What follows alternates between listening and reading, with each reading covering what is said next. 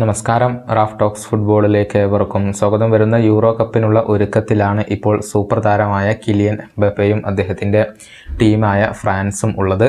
ഈ യൂറോ കപ്പിലെ കിരീട ഫേവറേറ്റുകളിൽ ഒന്നാണ് ഫ്രാൻസ്. കിലിയൻ എംബാപ്പയുടെ ക്യാപ്റ്റൻസിയിൽ അവർ ആദ്യമായി ഇറങ്ങുന്ന ഒരു ടൂർണമെൻറ്റ് കൂടിയാണ് ഇത്.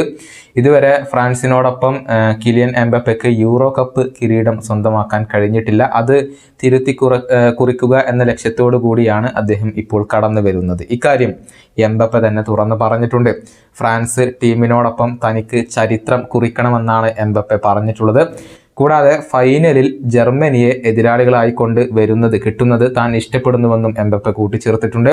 സ്പോർട്ട് ബിൽഡ് എന്ന ജർമ്മൻ മാധ്യമത്തിന് നൽകിയ അഭിമുഖത്തിൽ സംസാരിക്കുകയായിരുന്നു അദ്ദേഹം. അദ്ദേഹത്തിൻ്റെ വാക്കുകൾ ഇങ്ങനെയാണ്: ഞങ്ങൾ ജർമ്മനിയിലേക്ക് വന്നിട്ടുള്ളത് ചരിത്രം കുറിക്കാനാണ്. ഞങ്ങൾ യൂറോ കപ്പിന് തയ്യാറായി കഴിഞ്ഞു. കിരീട ദാഹത്തോടു കൂടിയാണ് ഞങ്ങൾ വന്നിരിക്കുന്നത്. ഞങ്ങളുടെ രാജ്യത്തേക്ക് കിരീടം ഞങ്ങൾക്ക് എത്തിക്കേണ്ടതുണ്ട്. കഴിഞ്ഞ സൗഹൃദ മത്സരത്തിൽ ജർമ്മനിയോട് ഞങ്ങൾ പരാജയപ്പെട്ടിരുന്നു. പക്ഷേ സൗഹൃദ മത്സരം ഞങ്ങളങ്ങനെ കണക്ക് കൂട്ടുന്നില്ല. ജർമ്മനിയെ ഫൈനലിൽ കിട്ടുന്നത് ഞാൻ ഇഷ്ടപ്പെടുന്നുണ്ട്. വളരെ ഗൗരവത്തോടു കൂടി തന്നെയാണ് ഈ കോമ്പറ്റീഷനെ ഞങ്ങൾ പരിഗണിക്കുന്നത്. ജർമ്മനി ഒരു മികച്ച ടീമാണ്.